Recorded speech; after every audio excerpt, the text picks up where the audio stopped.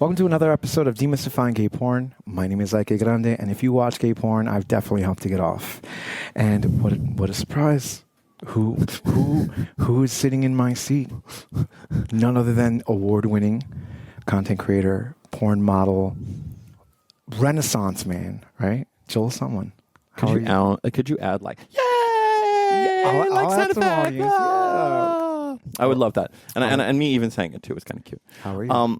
I'm great, thank you. I feel like I'm like the slime of this podcast. It just kind of like dripped down, and everybody's like, oh, there's Joel Someone on this season as well. Here we go again. This is actually still season 4. There's a lot of Joel Someone on this season. This is the second time that you will be on season 4. For a good reason. I mean, it's... Thank you. I'm glad I'm deserving. Well, no. I mean, it's still season 4 because of the fact that the history ones, they take a lot of time, a lot of research, and all that. And I like to throw in a couple of interviews with models and producers and directors and stuff. Good softball interview. Yeah, so when you were in town again, I actually you were like, hey, is it too soon? And I was like, it's never too soon for Joel Someone. So we did a couple scenes. We did a couple scenes for Treasure Island. Well, we caught up a little bit, but I want to know what's been going on since the last year. A lot. I got to be with my beautiful boyfriend, King Dwarf, for, has it been a year? Another year, I guess, yeah. Yeah, you're right. We're doing great. I love them to pieces. We're definitely struggling with a lot more travel now. Because now we've always had very separate careers, and so we have been noticing our schedules not keeping us together as much, and so we are definitely getting better about the making sure we try to make time for each other, because that's the time you get. Do you want to talk about the Gayvn Awards? Or? Oh, really? Really? Are you gonna? I don't know. You're gonna siphon it out of me. You're gonna siphon it out of me, like, oh. Did you have something to say? Drip, drip, drip. Did you have some gossip that you possibly wanted to share with me? It doesn't have to be gossip. Do you have any? How were the Gayvn Awards? They were lovely. They were lovely. The sportsmanship could have been a little bit better than it had been in years past, but what are you going to do about that? Yeah, did they Belichick a couple of awards? Or? I don't know. I don't know nothing. What was it? Deflategate? Remember that during the Super Bowl 1 year? Maybe. Okay. Maybe they did. Right. But you're not getting sus. You're not taking a goddamn thing sus. from me. It's all right. I don't like I said before. This is a independently run podcast. The people who annoyed me for the AVN Awards will hear about me in person. Don't worry. All right. So you had a good time. I had a good time. I made a couple of really nice new friends. I became friends with Ryan Landers. He just messaged me. He's like, mention me on the podcast. And so, Ryan Landers. Name drop? Well, okay, the one thing I will say, the thing that did kind of suck is, you never notice the little details like them dropping the names at the end of because they'll nominate like 15 people. Yeah. And then they'll drop the last 5. And I was sitting right next to this guy, Ryan Landers, super sweet dude, real niche, super interesting guy, has been doing it longer than me, and is a really successful content creator, was up for Best New Content Creator. And he came, bought a suit, you know what I mean, got all done up, and is at the award show with everyone else. And just like, I remember the first year I was nominated, I knew I was fluff. I was like, okay. Joel, someone just get ready to clap. Just like, I think we all knew that. I think we were. What are you talking about? Or just any of them. Who's my baby daddy? Or just any of them. Okay. It's like, and I don't care. But like, it was a nice night. Seeing someone pick up their phone, just to even get like see their name, be like, oh, they're gonna call my name now. Nope. Yeah. and then I don't know. And then there were some very not gracious award acceptance speeches that I didn't love, which I won't mention specific ones, but just in that moment, I wasn't feeling it. The other thing that had happened too is they had, if fully disclosed, they had just given Michael Ewan the Lifetime Achievement Award, or the Hall of Fame Award, posthumously. He just died this year, and that sucked. It's weird. My dad died this year too. Sorry, slip that in as well. It's like this porn person who I really love, also dad. Dad's dead too. Well, that's a biggie. That's a biggie. Let's talk about it. But it was really hard with Michael Ewan because he kind of was a little bit of a porn father for me. Like, I have my own version of who I am, and There are moments when people herald it like yourself, and there are other times you meet people like Ryan Landers, and you feel so comfortable in the fact that you're a little bit off the fray. And then you have those other times where they're like, all right, we're pulling all the real models to the side, and we're going to fetish models, can you come over here? And it just like that divide sometimes happens. But I remember he worked for Naked Sword, and he was one of those people who really believed in me. Like, he was someone who really pushed my career, was really generous with me as a mentor, was something that whenever I went to those award shows was always there. And this year, there was an empty seat for him. And it's always in the balcony with the other chucklehead. It's Roma, Shishi LaRue, and Etheline. And I sat in his seat this year. Yeah. And wow, was it just like realization? It felt good because it was like the continuation of things, but it felt really sad that I was the one in his seat.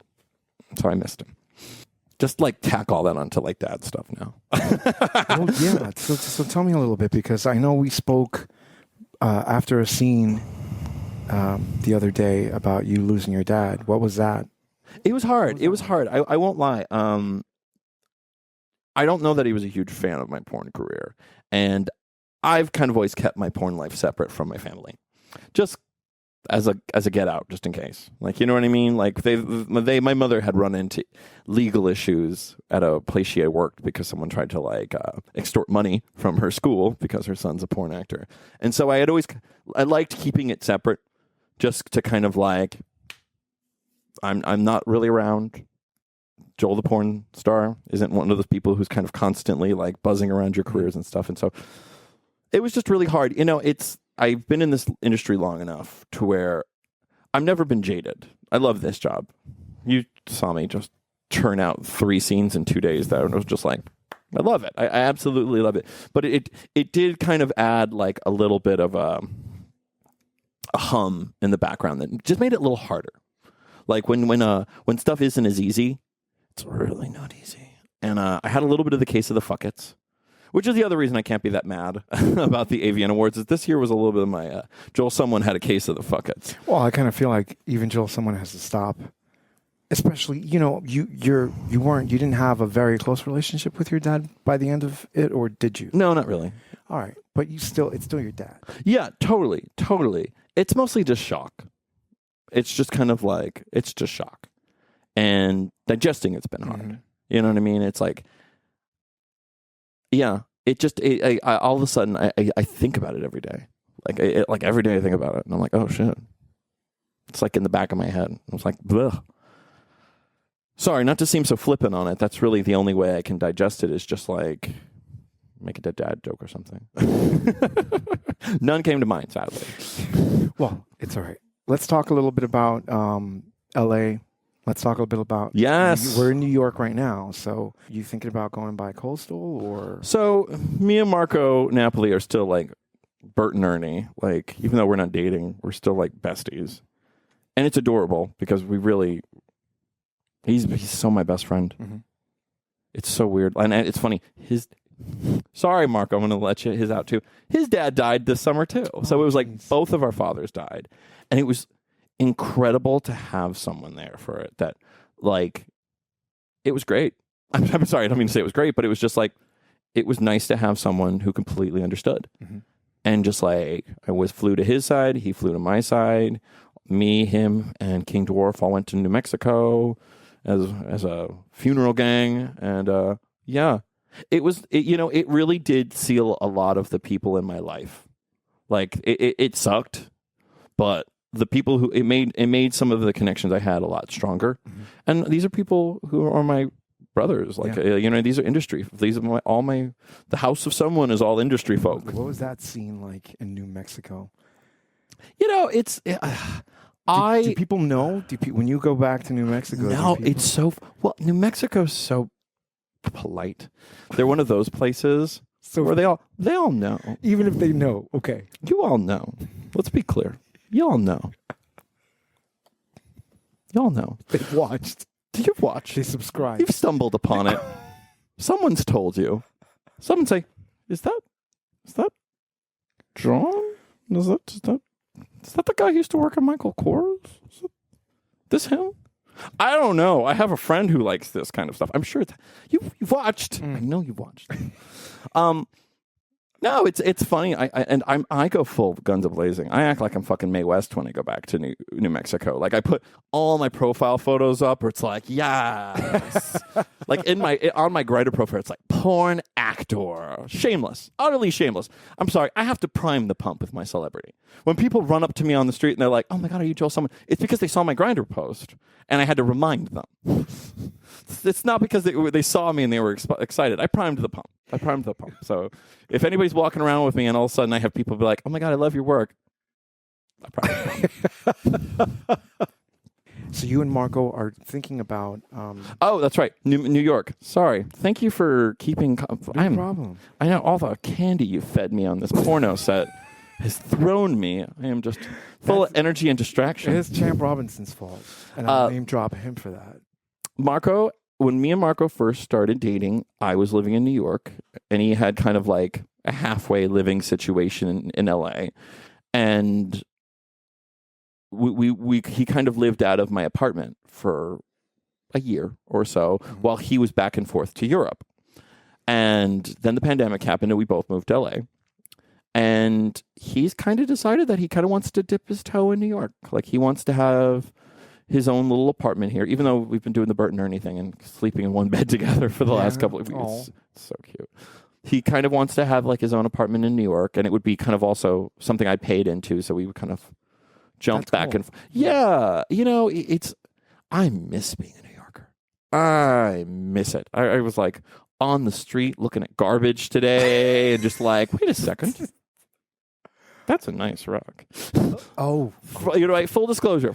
I didn't get it, but that was a nice rug on the street. All right, I will say. All right, I know you're all saying, ew, you didn't see the rug. I did see your post, and I will put up a screen of it. Just because I was like, what is he doing? That was a hand-woven Pakistani rug. Yeah. That rug probably cost like $7,000. No, and they were just going to get rid of it, right? And they did. They literally loaded it right into a garbage truck right in front of me. There was like 9 of them, and they were all different. And I come from an antiquing background. I come from a background where I used to be a vintage reseller. And so I go down to Soho, and I see how much hand-tied... Sorry. Side note, yes, me and Marco Napoli are moving to New York, and I'm clearly a neurotic person who picks up garbage off the street. But you already layered those carpets on your floor. Like, some people do that. They layer... Oh, You know who was the real driver? Was my mother. My mother was, and it was funny. I told another porn actor this. I'm like, hey, dude, because I was meeting him to work out at the gym. I was going to meet Dan Dennington at the gym, and I'm like, dude, I'm going to be late. And he's like, why? I'm like, I found some rugs on the street. And he's like, ew. I'm like, no, you don't know. They're like, and then I gave him the whole spiel. I'm like, I know one of them's from Pakistan, and this one does look like it's from Iraq. And it's like they're a big fucking deal. Anyway, and so I called my mother, and she got me all hyped up too. She's like, I tried to get a hold of Uncle Tommy or Cousin Rocco. They can't come in from Jersey. They're in South Jersey right now with the tow trucks. They can't come and get it. Like, it was a whole Jersey extravaganza. I tried. And it was like, I was on the freezing street for like 30 minutes, like trying to call a fucking truck. Why didn't you try a U-Haul? TaskRabbit? Well, a U-Haul you have to go get. Oh, and by the time you... And I was guarding the rugs. They were telling me wow, I can't believe I went in on the story on the rugs. It was... The people who had just taken them out of the restaurant that they were in, because they were still in great condition, had thrown them on the street, and they were like, "You better hurry up and get these out of here, kid. They're going to load these up on the dump truck now. We're doing this now." And so I had rolled them up, and they were huge. One was I think 15 by 10 feet. Like, even if it wasn't an original rug, that would still, each one of those would be like garbage versions of that. Yeah, fucking garbage versions of that is expensive. Anyway, let's stop talking about the rug. I'm sorry. I didn't cry about my dad, but I might cry about the rug today, okay? So one of the things I wanted to talk to you about, because of the fact that you have the distinct pleasure of being, you and Champ, and I can't remember, I think it's just you and Champ. Okay. But you guys have been on every single season of the podcast. Really? Yeah. And I am going to find comments. Nasty comments? Well, I mean, we can find nasty comments. Wait. We can find good comments. Are you doing opposition research on me or something? Are you trying to find nasty things in my history or something? Like, what are you talking about? No, not at all. What I'm trying to do is kind of like what I did with Sean Duran. There were some comments, you know, a lot. I just want to see. There's a lot of really, really good comments, but there's some that I don't know. Curious to see how you feel. Would you be game? Yeah. Okay. Okay. I love nasty comments. I love them. What's the nastiest comment you've ever read outside of anything I might read to you now?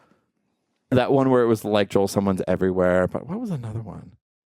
And your gay fans rip you a new asshole every single time you're in a trans scene. They call you a fake gay. They call you an ex-gay. And we've done this before. We've spoken about this. All right, so here's a nice one from 6 months ago. I purchased a video featuring Joel Someone, and he is awesome in all caps. Thank you. All right, that's always nice. You can tell when an actor truly enjoys his work, and I appreciate actors that do that. Actors that simply go through the motions to get the money shot are boring, and you can tell that's the only reason they're doing it. Art is so hard. Oh, somebody just quoted you. That was interesting. Okay, so that's from the first season. All right. So Okay, I was expecting like that to take a turn because that's the other thing I've noticed sometimes about nasty comments is they have like a misdirect to get you to read it, where it's like, Joel Someone is so talented and I really love him, but recently a cloud has gone over him or something. I'm reading these cold too. I'm blind, by the way. Okay. The first time I saw Joel in a scene, I was a little cold from him. The more I watched him and seeing and hearing him in this series, I've come to think of him as one of the hottest performers I've come across. I tracked down his first bi scene and after he mentioned it on DGP, and I'm incredibly impressed by him now. It's like the conversation he likes with people before filming with them. Knowing someone a little bit makes the experience more intense and enjoyable. Thanks for sharing with us, Joel. Oh, it's fine. And the reference they're making is I lost my virginity to a girl in my first bi scene. I do that with hookups. Like on the rare occasion I'm in the mood to just get like fucked. Like in the rare occasion I just want someone to stick their dick in me. I like consent in love language. I'm like, just so you know, I consent in love language. So I know we're just doing like a quickie and you're going to pour your seed in my guts or whatever, but I might say I love you. So don't be weirded out by it, okay? This one's kind of a dig at both of us. Ooh, come through. Oh. Do you ever interview someone who's actually gay? If Joel Someone is actually gay, like he says in this interview, then why is he in previous interviews state he's bisexual? Why does he list himself as bisexual on Redman? Clearly, Joel can't tell the difference between gay and bisexual. It goes on more towards you, though. Gay for pay. ... Money. He's very good at gay acting. You were here when just so you know, you all heard me go off on like antique rugs for about 5 minutes. So tell me the heterosexual who does that first. Gay, you're right. Sorry, I got the receipts, Diane. Been following him since that amazing video he did. So there's lots of... So you're struggling. I thought you were going to look ahead of time for nasty comments because you do actually have to hunt them down. I really did want to. I remember, I did have to recast a little bit. Ooh, bitch. I forgot about that. No, I know, but I figured, there's a couple of... Okay, so here, Joel Someone has successfully been converted to heterosexuality. Big fan of Joel Someone. Stumbled across this interview, now a bigger fan of Joel and this podcast. Great job, guys. You both honor the craft. It's honestly, and I tell this to everyone in porn, that's what you're going to find most of. Mm-hmm. You're going to get lots and lots and lots of praise. You really do have to hunt down these nasty comments. Yeah. You know what I mean? Like they're in there, but... They're in there, and they're so glib. Yeah. You don't know me. You don't know me. Try. Come for me. I dare you. You know what I mean? Like, it's like, you don't know me. How, like, they're so topical. And, like, I'm sure they didn't even watch the episode. They just saw something that, like, annoyed them. Preview or... Why do people hate Sean Duran more than me? You could... You could Not tell. fair. Sean Duran, Jesus Christ. Why is still someone referring to himself as gay man when he has sex with women? That's as recent as 3 weeks ago. So that's basically somebody that It's hard. I've watched. kind of upgraded to my little status to more like pan, because I don't know. You know what I mean? Like I can never tell what the fuck I'm in the mood for. I enjoy the company of Ben. Mhm. We've had this discussion before where I like having a boyfriend, and I like having a kind of relationship with a man. Whatever, you know what I mean? Like that's why I have Marco around. That's why King Dorf is my boy. Excuse me. Hot, right? Someone said Joel someone seems to be the Pied Piper of pornography. I do convert people to doing it. And Like because okay, all right, you know what I've started doing, and I did this all in England, and it's super sketchy, but I love doing it, is I love getting people off Grindr to do camera work. oh, okay. I If you reach out to me on Grindr and say, I'm your fan, and I'm needing a cameraman, there's a really good chance I'll be like, hey, you busy? what are you doing? You want to watch us have sex? Oh, you know what? Because honestly, before I did all of this, that would have been like my dream scenario. And not to say your job, not to dismiss the quality of your work. Don't worry. You don't need to be a rocket scientist to hold the rig for an OnlyFans shoot. It's going to be infinitely better than if one of us idiots is trying to like tilt it on like a radiator. Or put it somewhere. Yes. Yeah. You know what I mean? You're absolutely right. Even like the most garbage footage is still better than a lot of the like steady camera stuff that I see sometimes. And especially from myself. The other thing too is I'm like Cutler X.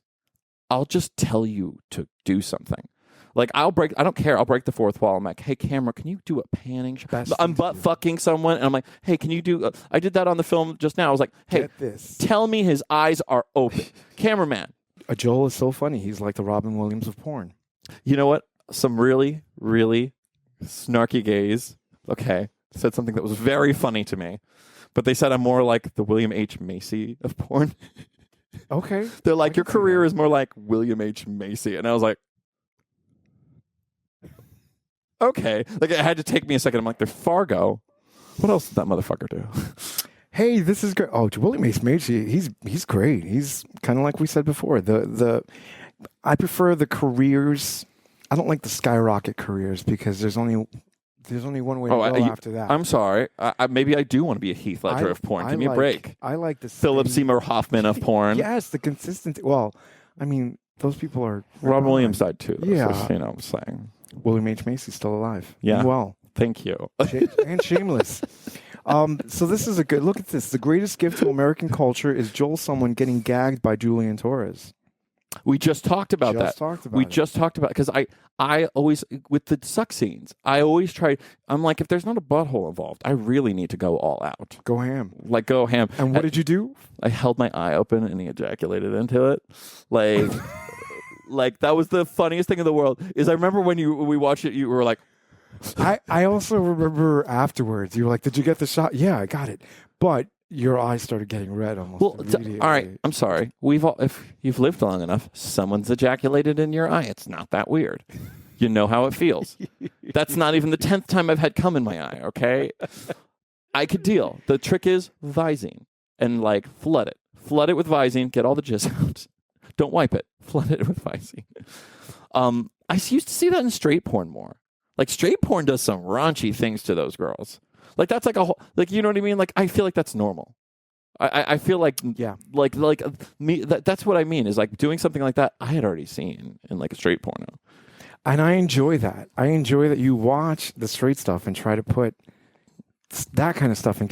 I would love facials more. I would love to shoot facials more often than not. It's always this. You got to shoot on the ass. You got to shoot in. Like it's if you're doing the suck scene, you shoot in the mouth. I get that, but facials are fun. Sometimes somebody wants to get a little cum on their face, and there's nothing wrong with that. A little bit. Well, and what was great with Devin was like, since we were one of the reasons I love the hard gag stuff is his like I shoved it all the way down his throat, and he gagged on it. Oh, there was no fiction to this, and it poured down, and it just glazed. Yeah. Glazed his face. And his eyes were like glazed shut. Yeah. And I just pulled him up by the hair, and it's just like, oh no, his eyes were open the whole time. so gorgeous. It was something else. People are either gonna insanely love that or not like it. It's the weirdest thing. But then again, it's Treasure Island, so I think they'll fucking love it. You know, the people who complain, and I'm sorry, I don't mean I'm trolls. I'm talking to you. I know this is your creative outlet, and I get that. Email me. Email me at joelsomeone@yahoo.com, and I'll send you a free porno. Anybody, if you've gotten to this point, you've heard me cry about my dad and fucking rugs and claiming I'm not gay. This is the Easter egg. This is the classic Joel Someone Easter egg to show that you've watched enough of this bullshit of me. All right? So ask for the Easter egg, joelsomeone@yahoo.com. Thank you, trolls. So, Joel Someone, I don't think that you are as despised on the podcast as... I'm really not. I'm sorry. No, it's all right. There's nothing wrong with that. I just feel bad for Sean Duran. The poor guy. Well, Sean Duran's... Okay. You know who gets a lot of what Sean Duran gets is Marco. He's quiet. And people don't realize a lot of these dudes who are like really, really hot and then have kind of like that stone look, and I don't mean to out them, they're kind of shy. Yeah. You know what I mean? And back in the day when they were goofy looking, nobody gave a shit. But now that they've had like a glow up and they're hot, they're like, you're a mean gay. Like, what the fuck's your problem? Yeah. Like, you know what I mean? Just because I'm one of those people who can't stop talking and I keep a smile on to, like, relax people because I have, like, sad, resting deli owner eyes that make people uncomfortable. I do. Everyone in my family has, like, are stone-faced Italians. That's so specific, though. Deli owner. Yeah. Are you guys? You're Italian. Yeah, very Okay. Italian. Like, if I just, like... How did Italians end up in New Mexico? Oh, are you kidding me? Italians have been like jumping on the Southwest forever. It's funny.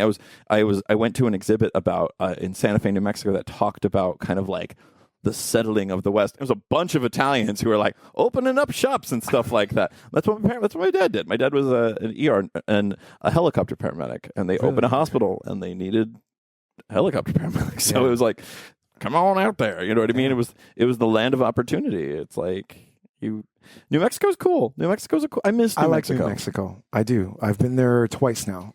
And Santa Fe, Taos. Where's that place? The oldest house in the... Oh, yeah. That's out there. The oldest house in America, I think. Yeah. The Living Pueblo, the Earth Ships, the Zobra, Balloon Fiesta, the fucking Carlsbad Caverns, White Sands. I used to be a Kilimanjaro safari driver for Disney, so you can tell I'm like giving you like the casino on your right. I would like to go where they did Wild Hogs. The See that fucking Tim Allen movie that was filmed out there? Oh, I haven't seen that. I know of it, but just kidding. So this one's really nice, and it's from 4 years ago, and it's from the first episode that we did together, and it's from Honey LeBronx, and she says, okay, the last 3 to 5 minutes, I definitely got teary-eyed from some of Joel's comments. It's so affirming to hear some validation or someone validate that there is something gay porn has given me beyond just sex. That's really sweet. Once again, I'm really sorry, Sean Duran. Everybody hates you. Listen, when I get a couple of bad ones come in. Oh my God! Please add them on at the end. Add them on the end. I'll call you and I'll. Yeah, I'm not tearing up I'm not tearing up. It's just that there's these lights. They're really hard on my eyes. Thank you, Honey LeBronx. You know, it's hard, and this is the part you might end up having to cut. Is we don't teach sex ed in school very much. They do a little for straight people, zero for gay people. Yeah. We are like gay people desire to be with others. You know what I mean? We desire to find our tribes. We desire to feel to belong. And it's what makes us stronger. Porn is an outlet of our sexuality. Good, bad, ugly. It's the blueprint for the way we have intimacy with one another, sadly. And so it's sad to think that young people watch porn because, like, that's sadly the truth. It's sadly the truth that that's the only place that they're able to see sexuality. And I honestly am proud of what I do. What I do, if the version of me when I was younger found it, might not have learned as many toxic traits. You know what I mean? Okay. I might be a little more fraternal. Like, I wouldn't have had to kind of learn all of these things and go through all of these lessons as hard. I maybe wouldn't have struggled with such low self-esteem for so long. You know what I mean? Like,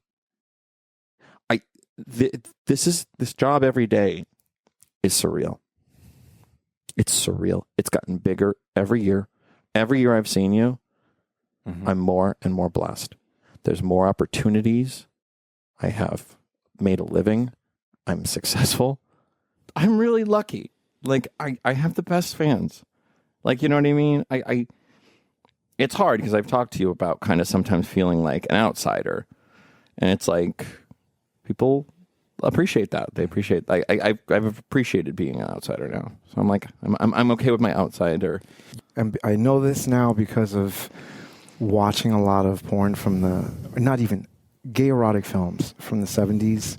I haven't gotten into the 80s yet, but once the star system started being what it is today, that's what creates this factory of pornography, let's say. If you watch movies from the 70s, you would have fit in perfectly because, yeah, the money's great, but you enjoy what you're doing. And you can see that on film. If you don't,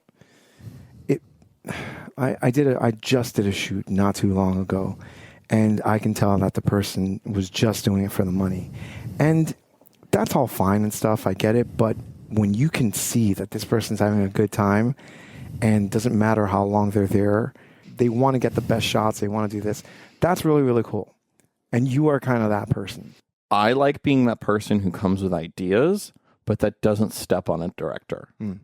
Because there are those too. There are those who are directing the whole thing, and I'm not that. I'm not the person who's going to stop the set for like little details that don't matter. But like when I was telling you about the gangbang, I'm like, I want this. I think I'm going to go out of the way and get costumes. I know you'd be on board. I know you'd be like, fuck yes, I love that idea. To spice it up or spruce it up is always welcome, so don't worry about it. I also know my limits.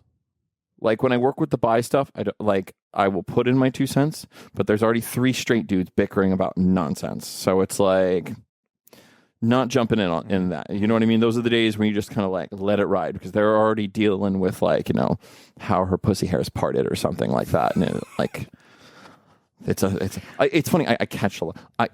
I'm sneaky because I have those Ray-Ban Stories glasses, which I love those. I catch so much behind the scenes shit. I'm thinking about getting a pair of those now. You should. Yeah. They're so sketchy. There's the footage is garbage. They're garbage, but every once in a while you'll catch like gold or catch someone off guard saying some like random bullshit, which, yeah, you know, whatever. But they're great for those moments on set where you're just like, what the fuck's going on? Like, you know what I mean? Like, I caught all the boys arguing about because they were doing the underneath the table shot of a trans girl putting her foot in my crotch and like jerking off my foot with her crotch and stuff like that. And just to hear them like, no, no, no, no, no, no, no, no, no, no, no, no. I have it on camera. It makes me laugh. And it's not like I'm keeping this from me. I posted it on Twitter. They love it because they were there. Yeah. Like, you know what I mean? I caught it. And so it's just like, that was always my dream. Like, it's one of those things that like, I don't mind giving more of myself out there because I know that that's what makes people enjoy it, is it makes it human. I think it makes it less cold. It makes it feel like something you could do. Like I get people all the time asking me, how do I start porn? And it's like, I used to say, I'm like, do this, this, and this. And it's like, I just tell people, you know what? Start applying places. Start taking attainable. Put up dirty pictures of yourself on Twitter. That's the first step. If you want to be a porn star, the first step is start being a thirst trap.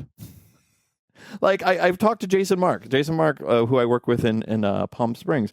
He's like, and he said this to me actually. He's like, you're not really like thirsty enough on your like Instagram and stuff. And I was like, oh, okay. Like he's like, I want someone who's like showing off their body. Like he's like, those are the people we hire. Those are the people we hire, the ones that are like flexing and doing gym selfies and are like, look at me, I'm beautiful. And I'm like, okay, great. You know what I mean? So I tell new people, I'm like, start making if porn producers see that you have a thirsty Instagram, they're gonna be like, this guy wants to show off. Let's get him naked on camera. First step, easy.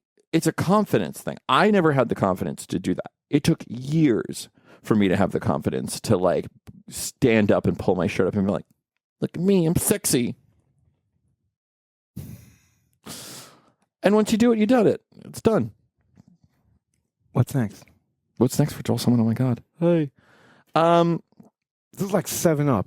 You know that documentary series from Britain where they would interview, it started in like the 50s or 60s, and they interview the same group of people from like, I think there's like 12 of them, and there's 7 in the first one, and then 14 in the next one, and then 21, and it kind of captures their lives as it keeps going. I mean, granted, this is 4 years, but still, like from 2019 to now. What's next? What do you see 2025, 2024 and beyond until the next time I see you? You know, I'm getting out of the fuckets. I'm getting out of the kind of hiding phase. I'm definitely trying harder with like my OnlyFans. You know, I love doing studio. I will always love doing studio. It's my favorite part of porn. Like, that's what I said. It's like, it's beautiful. It's the Hollywood of porn. But I've really been enjoying the idea of creating my own content. And I just created actually a really, really funny porno with Otter Gunnar in Portland, or in Seattle when I was out there. I went out to Seattle and I met this performer named Otter Gunnar. And we just did a regular like fuck scene, but there was like funny parts about it, and I didn't realize it. And then there's this guy in LA who has like a 13-inch penis who I like having sex with. He's not a porn actor, but he's just like a dick I like to go sit on and thank. Like literally, I'm just sitting on his penis and I'm like, thank you so much. Or like whatever. Side note. But to get to this penis, he made me watch the worst TV ever. He made me watch one of those paranormal documentary shows where it's all like talking heads and bullshit like that, where it's like Satanist priest Eddie Redmayne is telling you about like no, and he has like, there's a terrible clip that shows nothing, like a reenactment. Or... No, there's like a clip that shows like a tetherball getting thrown across the man, and he pops up and like, clearly it shows that the paranormal have crossed into the realm, and just like. Some asshole. Who the fuck are you, Eddie? Yeah. Like, you know what I mean? And I remember thinking, like, God, I want this guy's dick so bad. I want it so bad. I'm sitting watching this bullshit show. And so... He made you work for it. He made me work for it. It was very much worth it. But when I got home, I realized that Otter Gunnar's an incredible editor. And so him and his friend created Joel Someone's Haunted Holes, our own paranormal documentary version where there's he makes funny noises. We have little like cutaways of like interviewing us. It's like me talking about how it was very fun. And then we had Jonah Wheeler put on the priest thing. Oh my God. And he spoke as a satanic priest. And just cause like, you know what I mean? Oh like my God. I love shit like that. I would love to do something like that. I'll send it to you. Oh, Jonah, I'm glad Jonah got brought up. I fucking love that boy. Yeah. He is my spawn. Yeah, good kid. He went to the AVN Awards with me, and I barely saw him. He is such a good like partner in crime. Like him and I were both like Wonder Twins, and then split apart. Like truly, like he's one of those people who's just so chill. He's not needy whatsoever.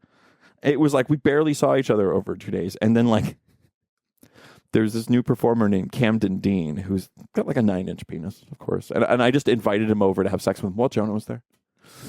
I was like, hey, Camden's going to pound me out. Do you want to suck on his dick a little bit too? Like, and he's like, yeah. And it just, I love that. I love that. That's why I love finding rando dudes off Grindr to hold cameras. And I love the weird. I love the kooky. I love the unexpected because I know how much I loved that when I would watch porn. So that's kind of my future.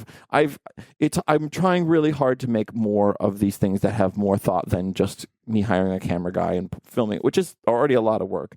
But I am trying to I did a suit shoot with NYC where I had us all wear suits, and I saw that. I'm slowly kind of getting a little more. I want there to be a little more of a running theme. Like I kind of almost want. I want Joel someone's fantasy world to be created. Like, you know what I mean? This stupid. And for me, it's like Joel someone's wacky world. Like that's what it is to me. Where it's like a total gag. Where it's today we're all wearing suits. Yeah. Tomorrow we're pretending to be Mormons. It's funny you say that. While I was researching for the podcast, I saw this street orgy from the 70s, and everybody was just kind of wearing their own there was basketball player or baseball. I was like, that would be hot. Like if people just almost like Halloween, but it wasn't Halloween. You knew it wasn't Halloween. These people were wearing actual outfits from. It was like a swingers party. Yeah. It was just like, we're throwing a swingers party. Wear a costume. Wear something you feel sexy in. And people just, Oh, and how crunchy were all they too? Like it was probably, what was that stupid? It's not, was it Let's Make a Deal? What's the TV show where they all have to wear costumes in the audience? I don't remember that. It's Wayne Brady is the host of it now. Whose line is it anyway? No.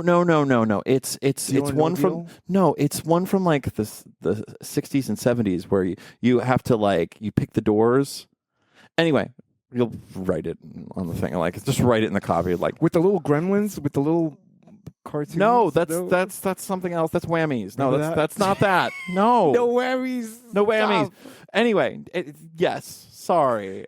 Are you sure I'm not a faggot? I'm sorry. Trolls, are you sure I'm not gay? I'm bringing up antique game shows and all of this stuff. I'm like, I don't know what else I have to do.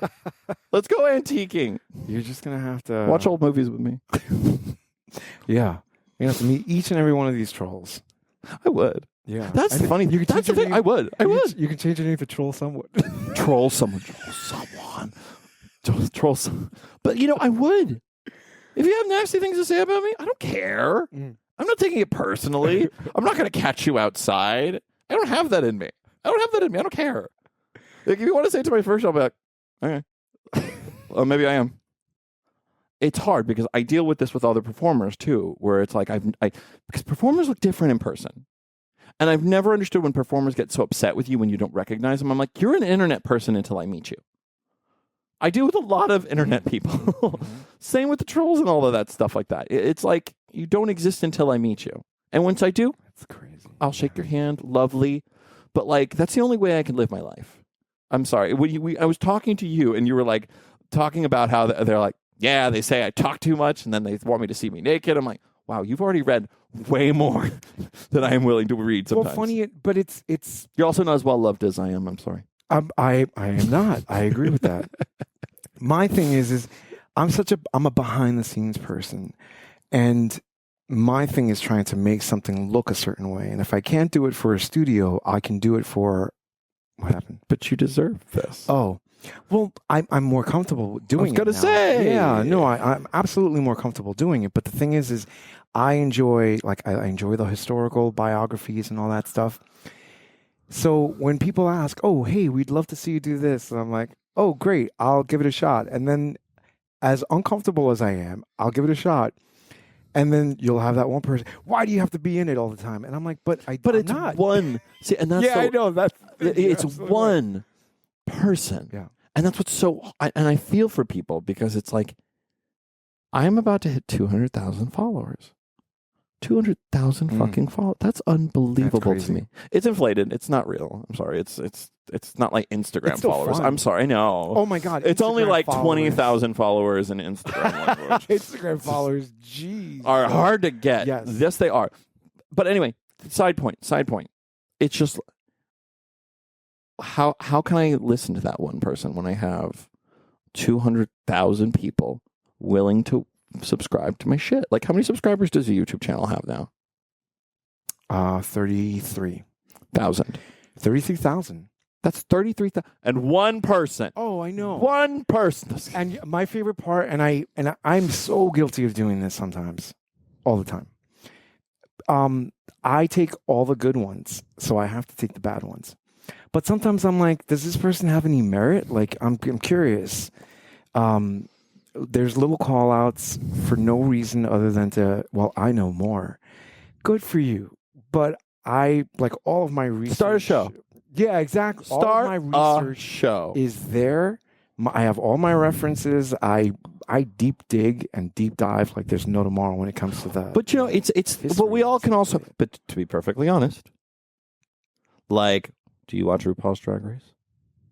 No. Oh, you don't? No, I stopped watching. See, this is the one who's not gay. I stopped watching after You don't watch Bianca Del Rio. okay, but you've watched it before. I have. And I'm sure you critique the show with your no drag ass knowledge.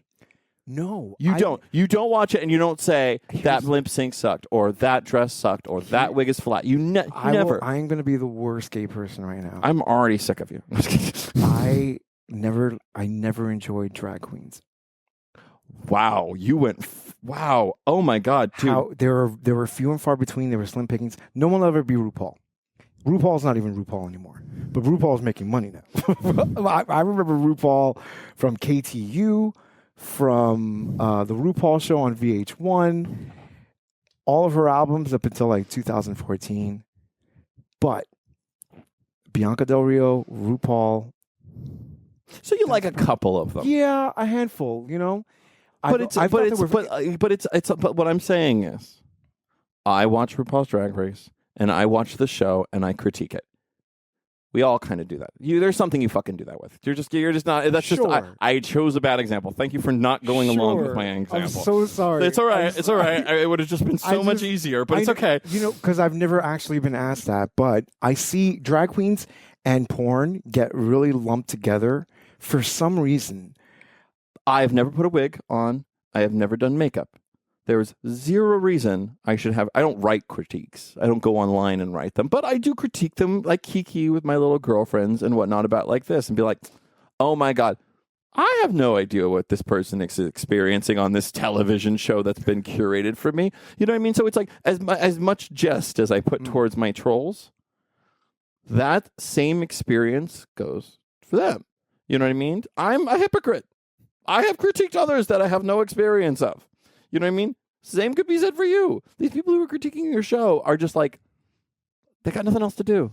Yeah. It's them trying to kiki. And the other thing, too, is it's text, so it's toneless.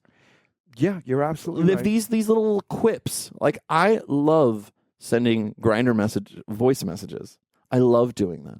I love sending Grindr voice messages because you can get the tone of the room. You feel what this person sounds like. The human voice is so beautiful and is so much more than just like quick little like text. And you could have a little bit of nuance in your humor. You could play with people more as opposed to what you write, which might seem really cold and distant or really bitchy or really mean. You know what I mean? Because we speak as gay people, we speak in many different kind of, various different. Girl could be said slang. 1,000 different ways. By the way I say girl, you could tell what my Chipotle order is. Right? So it's like I don't forget that you are reading cold text.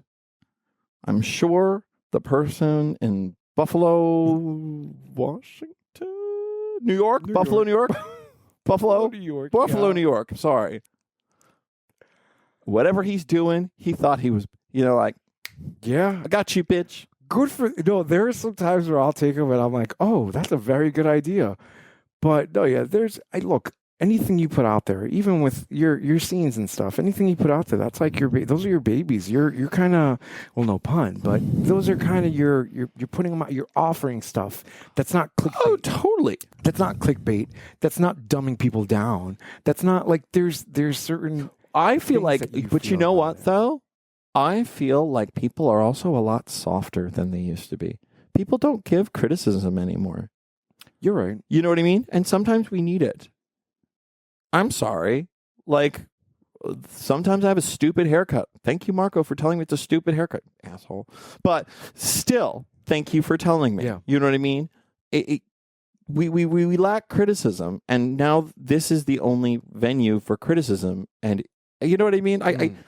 I don't think it's all bad. Yeah, you're right. I don't think it's all bad. I do enjoy constructive criticism a little more. I'm not going to flip out and tell people they're turfs for their little quick comments, because first of all, if they read them, they don't deserve air. That comment deserves to suffocate. It deserves to be the impolite comment it was that fell on the ground and nobody responded to. Yeah. Sorry about it. I'm like, do you really believe Joel Selman with his 200,000 Twitter followers is going to respond to your bullshit? Pass. Sorry. Who is this? There you go. Sorry, now not to go all the way off on trolls and stuff like that, but you see how it affects people. Yeah. That's what breaks my heart, is when I meet performers who I look up to and who I'm like, wow, you've done things that really matter. You've done things that touched me. I was not able to verbalize how what you did touched me. And hear them bitching about like the fans being so mean to them. I'm like, the 9 people, those 9 people, and those 9 people will come back because you fed them, because you gave them a little, like, I don't, what's like fish food. They just come bobbing up for it. That's why I imagine it's like, oh, there you go, trolls. No, oh. yeah. There's a smart way to respond to them. I can moan and bitch to you because we're talking about it, but we can kiki. I also have very little patience, so I apologize. This is my dad energy. This is my dad energy. It's like okay. It comes from a good place. That's the thing. So I can take it. Well, that's constructive criticism. No, I know, and I'm stronger than that. That's not going to take me down. But the thing is, it's like, okay, well, I would never say that to you, dick face. But we digress. So we talked about death, antiques, AVN. What's going on with you? When's season 5 coming out? What's coming out next? Season 5 is coming out as soon as I finish season 4, like almost immediately after. Who are you chasing? I basically do 3 bios and 1 interview. And I do some movies in there from the 70s and stuff. And then I've not watched any of your history ones. Ones are fun. I would definitely, I'll send you the ones that I thought was like the Joe Gage one. The Joe Gage one? Because I feel like Joe Gage is one of those directors that you would have loved. Like, so I do a director, I do a movie that the director did. And then if he worked with a model a lot, I'll choose. Showcase the model. Yeah, exactly. And so many of the guys, unfortunately, because it's in the 70s, were not, like, they didn't make it past the 90s. And, so isn't it crazy? It is. So there's Joe Gage. He basically introduced the Midwest man to gay porn. The Marlboro Man. Yeah. So he did that. And Richard Locke, who is this guy who was awesome. He was like this hippie gay porn star who was building geodesic domes in the desert. I like the idea that you are Joel Someone. Your story is more out there than a lot of these guys. These guys started this industry, and it's almost like an homage or paying respect to where you came from. Like, this is one of the only careers you don't have to go to college or learn about all that stuff. It's true. Beforehand. This is like a college because I'm getting to It's a finishing school. It is a finishing school. I'm getting to see all these people that came before and made all of this possible. The people that got arrested for just not distributing across state lines that thought pornography was lewd material and would put you in jail for stuff like that. People that spent a lot of years in jail. It's amazing. Like the idea, I tell people all the time, it's like the fact that we live in a culture that on television they speak about OnlyFans creators and like, you know what I mean? Just the fact that that's said on national TV, OnlyFans is such a big deal. Yeah. That's a big deal. For years, people wouldn't even say pornography on there because you know what I mean? And so it's fascinating. No, and speaking of dead porn stars, I saw it amazes me the weird things you find on the internet. I remember I found this one video because when you're just like, you find everything. I found this video and it's hard because I've known so many people die. It was a video of all these girls. And each one of them was a girl in like some performance. It had her name, her stage name, the year she died, and what she died of in like clips. And it was weird. It was this masturbation reel of like dead girls. but it was in a way that was so strange. You know what I mean? It's just weird the way people's brains work and the way that they digest sexuality. And there's something so Warhol and surreal and weird about when you stumble across these things that are people's masturbatory aids, and at the same time are just like so moving that you get like a visceral reaction to it. Like, people don't realize it's like, it's easy to piss on porn. Absolutely. Porn is art. Porn could be art. You get a visceral reaction to porn. You ejaculate. Yeah. And You're watching it and you are reading so deeply into it that you ejaculate. You have a specific connection for a specific amount of time, depending on how many times you come back to the same clip, or depending on how many times you come back to the same movie. You can go anywhere. But the thing is that whatever you're watching to get off on that moment has. If you are consumers of lots of porn, start a journal. Every time you jerk off to porn, try to play with your head. Because we all do this. When we're getting close to the pop shot, write down what's in there. Write down the things that pop up, the things that it represents. Because I remember, like I said, I remember when I would watch those things, the little things that brought things up to me, like the way a man touched another person's lower back. I'm like, oh my God, that's something a father would do to a son. Look at him, he's getting pounded out. Or the dwarf with the fucking the ankle monitoring bracelet on his thing, where it was like all of a sudden I went from like, oh, he's a hot dwarf. I'm like, oh, poor guy, he must be struggling with stuff. Like, still coming. Write it down. Truly, write it down, because I've gone through. Since I've watched so much porn, it's made me really kind of look at a lot of it objectively, and it's helpful. Like, you know what I mean? I don't mean to seem like, oh my God, porn therapy, but if you watch enough of it, you're trying to talk to yourself. You know what I mean? You should be listening. There's a lot of people that will never understand, and that's fine. But for people that do even have a healthy relationship with porn, unhealthy, whatever the case may be, there is something to be said about the people who have lived in the dark for so long. And, you know, there are fans out there from porn stars from the 70s and 80s. I find, like, to do something on this person, do something on, I loved this person. It was different back then because there wasn't so much of it. But yeah, but now, you know, but believe it or not, but now, yes, I agree with you. But now it's so nuanced. It's even more pointing to like what things are in your head. Person behind the camera, or the person that put it together, that's what you're seeing is. If they're like, I want to do a scene about this, and that's why the scripted ones from the 70s and 80s, even now, like when you look at scenarios, the scenario is so the person that wrote it without even, and then you get these guys who are like, yeah, I can do that. I'm totally into that. Me. Like it's one of those things that I'm like I made good friends with the Next Door Studios guys, which was incredible because I never thought I would be like someone that the Next Door Studios people even remotely gave any air to. And I was hanging out with Walden Woods and Jeremy, and they were, you know what, they've been doing really cool stuff with disruptive media, and I got to work on a really fun set, and they give cool scripts. They have really interesting themes and really kind of fun, dark play with sexuality. And that's where I thrive. And so I like that. I like the seancles. I like the carnal medias. I like these people who are creating this psychodrama kind of pornography. And it's becoming a lot more prevalent. It's less like you stumbled upon like a family dick scene and you're like, oh my God, am I supposed to look at Austin? Is this the dark web? It's not that anymore. Yeah. You know what I mean? It's you meet those fans, and they'll walk right up to you, and they'll be like, oh, my God, amazing. How do you do this? That's awesome. That's fucking badass. Done. That's it.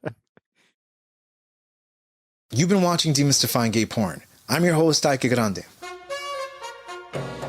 Demystifying Gay Porn can be found on every podcast directory as well as YouTube. Demystifying Gay Porn is on X, Facebook, Instagram, Substack, Threads. And if you like what you're watching or listening to and want to be a part of the process, head over to patreon.com/demystifying gay porn, where you can support this podcast and YouTube channel, and I can continue making content like you've just enjoyed.